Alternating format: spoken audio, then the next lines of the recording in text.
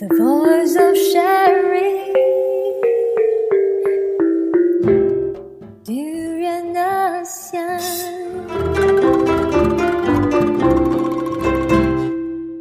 Hi, good morning. This is Arlene. Welcome to Durian ASEAN, and I'm your host for today. We have two guest co-hosts, Jasmine Suleik. She's a young moral professional network and also a social media ambassador for Asia Engage, as well as Ehsan Shahwahid. He's a campaign coordinator for Project Dialogue. He will co-host together with me today for our Newsmaker sessions. Okay, the first news is by NST, New Straits Times. Its headline is Disbelief Outrage Over Water Rationing. So the water issue in Malaysia has been ongoing for quite some time, and right now the government is thinking of extending the water rationing, and it will begin this Friday. A lot of the Malaysians are quite frustrated with it. One of it is by Shannon Selvaraju, 26 years old from Bukit Bandaraya, Bangsa. He said that it's frustrating. We have to change our lifestyles to suit this never-ending rationing. Similar sort of sentiment were being raised as well. Some of them say that they have to eat out all the time because there are limited water being stored at home for bathing and cleaning as well. So the issue came about from yesterday announcement by the National Water Services Commission, SPAN, and also Syarikat Bekalan Air Selangor, Syabas, that come this Friday, where the next phase of water rationing will be implemented. So for information, 6.7 million people will continue facing the water crisis, and mostly will be in Selangor. The areas that will be affected are in 9 districts such as Gombak, Petaling, Klang, Shah Alam, Kuala Selangor, Hulu Selangor, Kuala Lumpur, Kuala Langat, Hulu Langat, and Sepang. So when it comes to the water rationing issue, a lot of people are complaining how hard is it, for them not to be able to get access to water. But from our conversation earlier with my guest host here, I think Ehsan Shahwahid raised some important views about it. Yes, first of all, definitely this is not a welcoming news, especially for those people affected nearby KL and also certain areas of Selangor. Okay, when it comes to this problem with water, some people tries to look there are some political issues relating to this. Of course, we know that in Malaysia there's when it comes to water, it is still within the government of the state government, and also at the same time there's some role being played by the federal government as well, and there's some political issues there. But however, it's been quite highlighted quite a lot when it comes to the normal habits and also how Malaysians in general use or water in particular. So you are saying that our culture of conserving water is still not really there yet. Like we are still a bit of, waste. We still have a lot of water wastage when it comes to our daily routine. Yes, in a way, even though I will not put it directly as a kind of a blame. You imagine we in Malaysia, we have there's supposed to be rain at least once or twice in a week. But however, it is just more like a kind of a recent phenomena in which somehow for a month or two there's no rain. So definitely there's a problem, and it is a kind of a drastic change. Yeah. But still, I would say that Malaysians, we need to rethink, and we need to try to look back on what is actually the best way. Maybe we don't really need to wash our cars in every 2 days. Yeah, I mean, I agree with you. We have to change our habits, and it's not just Malaysia. The world is getting much more ailing, with the global, with the climate change and all that. I don't know, in the Philippines, do you face any water rationing issues? I don't think so, because in the Philippines we have lots of rain. So I think too many rains and typhoons and all that. Our problem is the overflowing of the dams. So we need water from you. Yeah, so moving on to the next one, which is reported on the Cambodia Daily. So this one is about trade unions. The headline was reported, the union GMAC tussle over New Year strike. So in this case, garment workers, a coalition of 8 unions, will send a letter today to the Garment Manufacturers Association in Cambodia, GMAC. What they want is an extended 3-day holiday, which starts on April 14 through April 22. And the reason why they need this holiday is, on the surface, actually, this is what they said, that this is their Khmer New Year, so they want to celebrate more of it. But what we can interpret is from what they say, is the reason why they are requesting this holiday is they don't really have the space for demonstration and to do strikes. Mm-hmm. In this case, I mean, this is a more, I would say, creative way to do sort of protest towards the government, and the holiday is just one of it. Yeah. I think it's quite the same case with Malaysia. We also have the kind of rulings that no strikes can be made. Yeah, I think our trade unions are quite weak as well.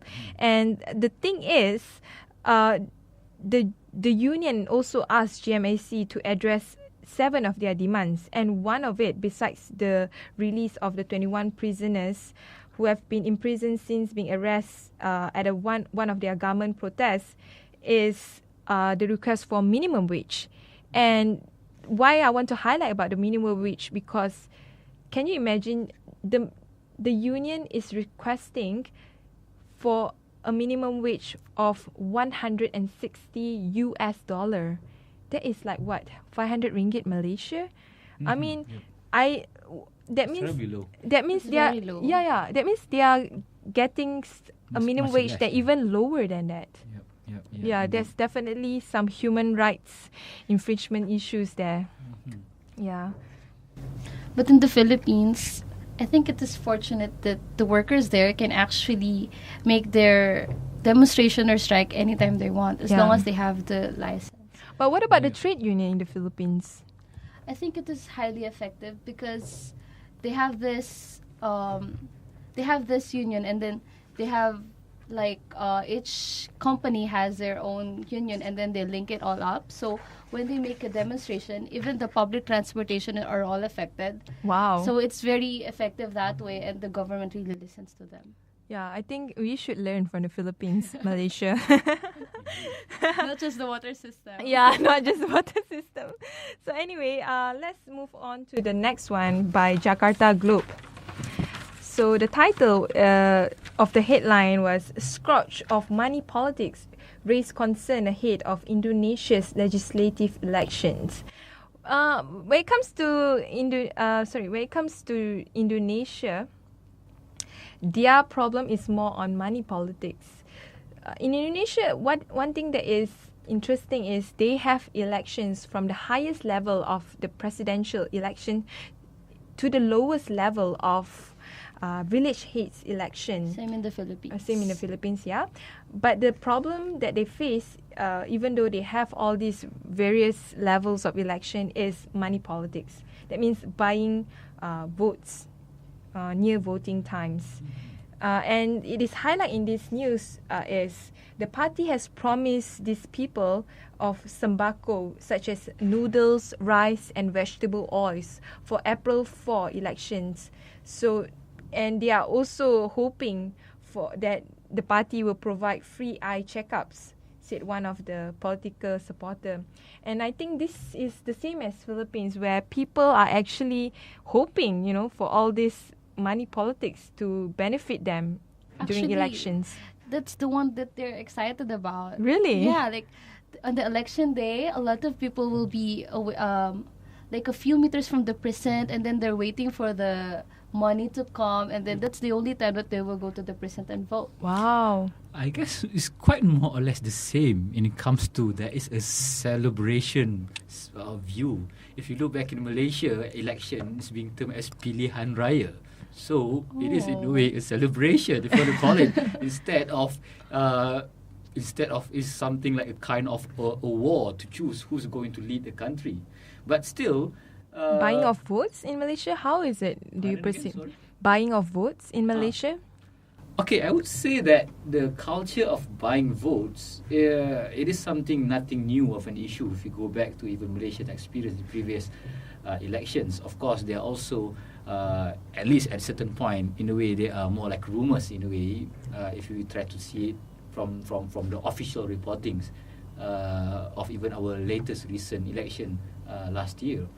But I would still see it as okay, election politics when it comes to it is a process of choosing leaders, and what is actually the obligation of leaders is trying to serve best the people, the community, and it shows that maybe Malaysia we have yet to mature into a democracy which is more ideal. Okay, it shows that our politics still depends on the people are still in need of their basic stuff. Yeah, that's true. So I mean, that's how the leaders respond. I agree with you. And the problem is, like what you say, this how the leaders respond is you are creating, a batch of politicians that are there because they are, they are there because they have money, and they are their agenda is very sort of like we just want to gain power. That's it. Like the people's needs is secondary.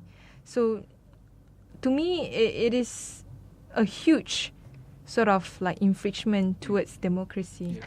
But I think there's still quite a trend there. This kind of money politic culture, at least the way I see it in Malaysia, it is more rampant in rural areas where there is more needs for basic necessities there comparing to urban areas. Which is, if another way to see it, urban areas have a bigger number of electorates if you compare to rural areas. So it is almost impossible for money politics to be running more smoothly in the urban areas. And I think what they really target are those that are less educated than those living in the city. I think that's where the money politics really applies. I see. Do you agree with that? Yes, in a way. But however, it's interesting to see how do we actually want to define money politics? Is it just during campaign period or things like that? How are we going to relate that to policies in which seems more of a social security? As in Malaysia, we have all this kind of one Malaysia assistance. Okay, so still. Yeah, I agree with you. I mean, they are the very obvious in your face, bribery during elections. But they are this kind of like long-term sort of programs where it is aimed to give candies to these voters. So moving on to the next piece, which is by Jakarta Globe and also Antara News. The focus is about the migrant workers in Saudi Arabia. So the context of the news is Saudi Arabia is going to prosecute a number of Indonesian migrant workers, and they are facing death sentences right now unless they pay the diat. And diat is actually a blood money as a compensation paid in exchange for the pardon of the victim's family gave to the perpetrator. And in this case of on the news itself is, for example, in Jakarta Globe, is stated that Susilo Bambang Yudhoyono meets with families of migrant workers facing death sentences overseas. He said that the government of Indonesia is actually trying to make serious efforts to seek forgiveness for the Saudi Arabian and the victim's family. But at the same time, there are people, especially the international law experts, saying that the government shouldn't pay the money because it is public money that will be used to pay for the diyat. For me, I am quite ignorant on the area of Islamic law. Maybe Ehsan can explain more about what is diyat in the first place. Oh, okay. Still, at the start, I'm definitely no expert on this kind of issue. Just that I do have a kind of understanding based on my earlier schooling years or education. Yes, diyat is a kind of ruling, or is a kind of law which functions as a kind of compensation when there is a crime relating to murder. It can be intention, it can be unintentionally done, but it is still a process of compensation instead of having more lives too. We call it kisas, which a life for a life. Okay, this goes back, if I'm not mistaken, to the classical years of the Arabian culture, when there is a lot of wars between tribes. When there is one of the members of a tribe is being killed, the common practice will be there must be a life for a life being lost. So another tribe must be killed as well. However, what is being thought in Islam is that instead of replacing this kind of killing, it is better to give forgiveness with an additional compensation, which is being called diyat. Yeah. Moving on to the diyat, is it really relevant in today's modern society context, especially in this nation statehood? That would be really interesting. Definitely, as I mentioned before, the society before, at least the way I understand it, is so much different compared to our complex society. At that time, in the Arabian areas, it is something like unimaginable, okay, for an individual to live without a tribe. There's no such thing as a kind of guarantee of security, of survivability without living in a tribe. So the element of value of a tribe is so important. Because of that, when there is a kind of feud or crime being relating to one tribe, the other tribe will definitely come up with the kind of protection or defense. But looking in our current context now, protection, security, and other things is mainly being governed by the state. So I don't really quite see this system maybe as suitable to our current system now. Yeah, I mean, I agree with you. For example, one of the case, this Indonesian lady called Satina, she's 40 years old and on the brink of execution after the Saudi Arabian court found her guilty for killing her employers, which is a trend among these migrant workers in Saudi Arabia, killing their employers. In 2009, and also stealing the monies of her employers as well. She was jailed in 2009, but and also will be executed on April the 3rd. Oh, this April the 3rd. Okay. It's going to be soon. Yeah, unless she paid the diyat of 7.5 million rial, that is equal to about 21 billion rupiah. I could understand an issue for Indonesians. Yeah, it is a huge issue. And what about in the context of Philippines? Do you practice diyat, especially in certain remote areas of? Because in the Philippines, unlike in Malaysia, you have Sharia law and the civil law. So in the Philippines, we with Malaysia too.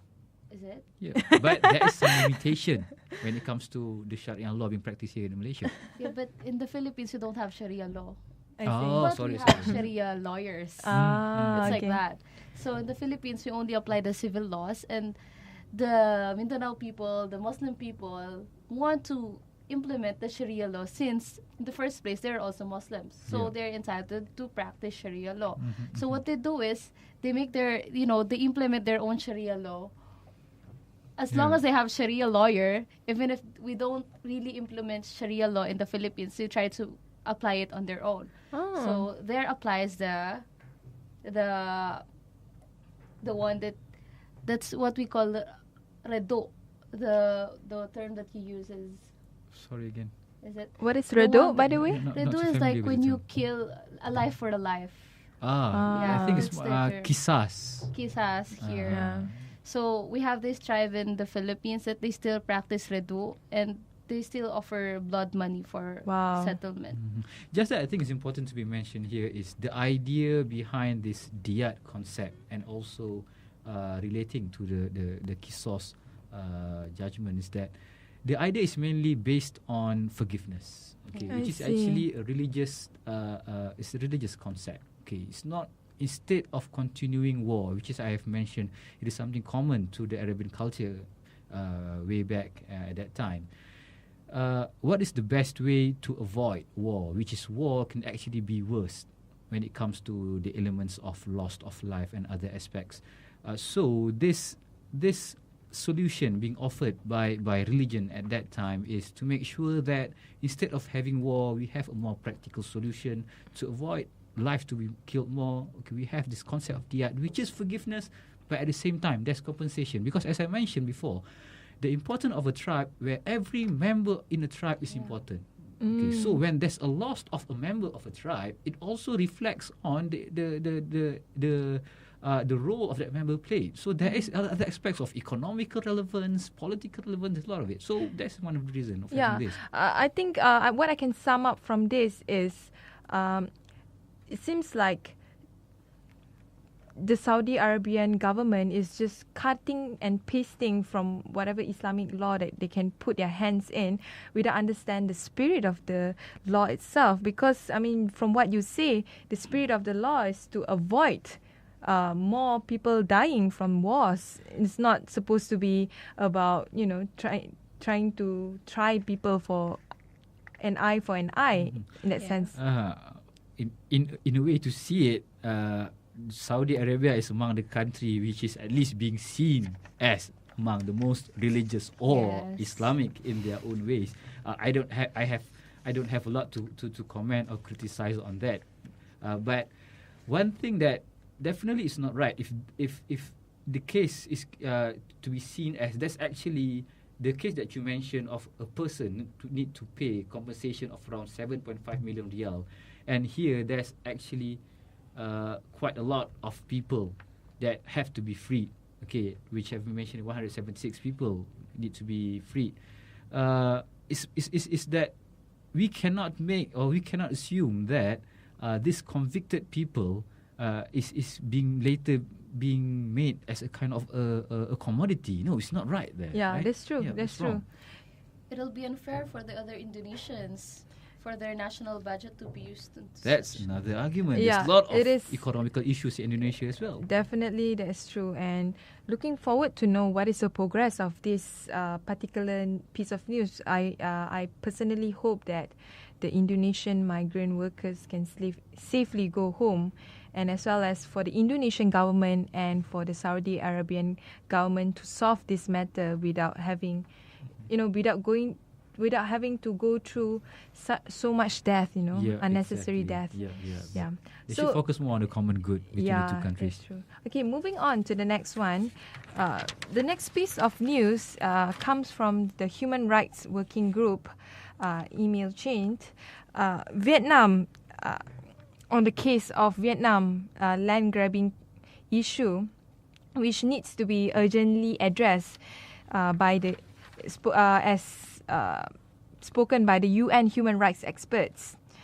When it comes to issue of land grabbing, Vietnam and other Indochina countries are definitely something being seen as a concern here. For example, in 2007, the local government of Da Nang City decided to expropriate the land of Cao Dao village and use for housing, as well as which they have been using it for housing agriculture. The same thing happened in 2013, where hundreds of residents moved out after facing pressure and threats, with some of even seeing their home demolished. While later on 7th of March in 2014, the local Da Nang government gave the remaining 100 or so household a deadline of 15 April, which is very soon, to give up their land and move out. Well, what I can see here is definitely a human rights issue. It's not so much on just about land grabbing, because they use this land not just for anything, but for their own basic need, which is which is on housing and agriculture, their source of shelter as well as economy, and the government just simply take the land just like that. I don't find it right. I don't know. Maybe one way, of course, the government, or in a way, any government, in a way, they will, to see it positively, at least from the government's view, they may see it as this actually being done for more of a common good of the majority. I don't know, maybe that's the case. But I think it's really common, even in Malaysia, that lands have been grabbed.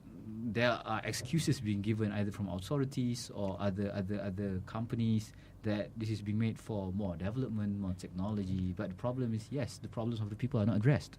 Yeah, a lot of these lands, when they are being grabbed by government or even corporations, are being used for economic development and to them to justify economic growth. But personally, I think the right to adequate housing, as well as the right, to have your own land to gain economic self-determination is important to every individual. Or if they do this, I think it is a right for those residents there that they'll be provided a housing, like a place to go in after they get the land. Yeah. And one of the UN Special Rapporteurs in the field of cultural rights, her name is Farida Shahid. She recently visited Vietnam and noted that the village was home to a small Catholic community. So this raised also another issue of, trying to abuse the rights of minority in a country like Vietnam.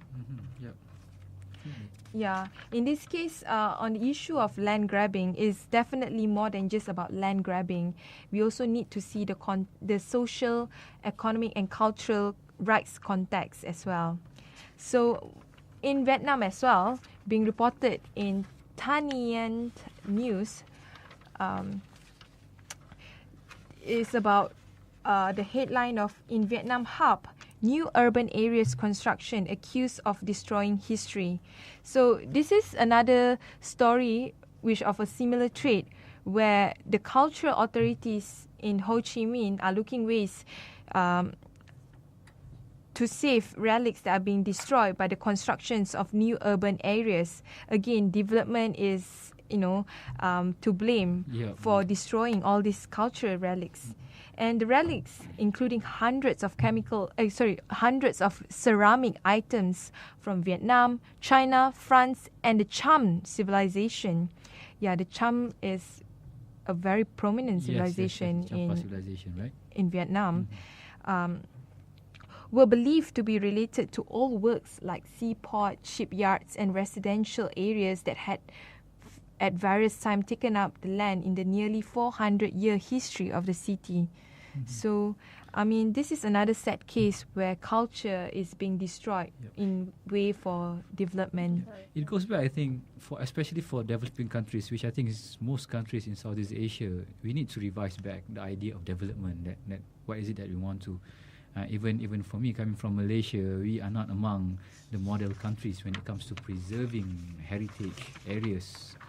Even if you can recall back few months back, there's an issue of demolition of the Lembah Bujang, which is also being seen as an important historical area for Malaysia. Actually, maybe they can use this. What we do in the Philippines is that we preserve those sites, and then same as in Malacca, you use it as a tourist spot, a form of something that can be developed and also be a revenue for the government. Yeah, make it UNESCO recognized area, right? I agree with that. So the last piece of the news today, which is related to Bangsa Moro, maybe our Jasmine here can give more opinions on it. So as we all know, a few days ago, the Philippines government as well as the Bangsa Moro has reached a peaceful agreement in terms of trying to sort of not having more conflict with each other. Yeah. And the good thing is there are different opinions. One of it is the ASEAN Development Bank Philippines Country Director Richard Bott said in the news is the peace agreement will definitely increase the flow of investment, especially in Mindanao. And also, when it comes to the signing of the Comprehensive Agreement on the Bangsa Moro (CAB), the economic impact will be very significant, not just to Mindanao, but also to the country itself. Yeah. Because actually, since geographically speaking, Mindanao is near to Borneo, Indonesia, and Brunei compared to the Manila, the capital itself. So we see this as a form of, another opportunity for progress.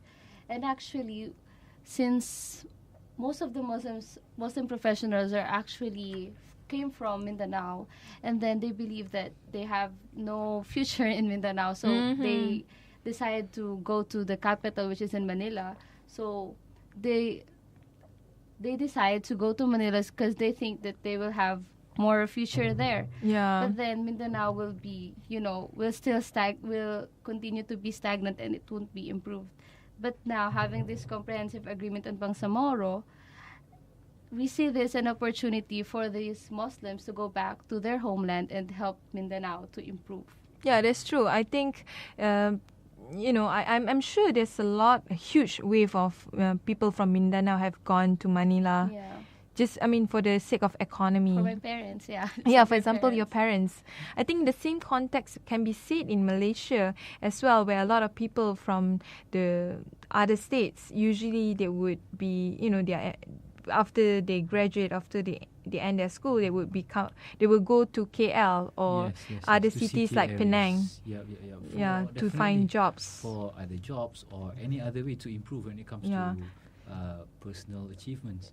But at the same time, looking back into the Mindanao issue, I'm sure that we have noticed that even Malaysian have in a certain way take some credit when it comes to having this peace agreement a success. So in a way, maybe Malaysia have their own plan as well, maybe to develop a bit, to help out a bit, or I don't know, to get something out of it as well. Interesting you raised that out, because in the news itself, it's also stated that they hope that Philippines will take full advantage of this pact called Brunei Darussalam, Indonesia, Malaysia, Philippines Eastern Association of Southeast Asian Nations Growth Area.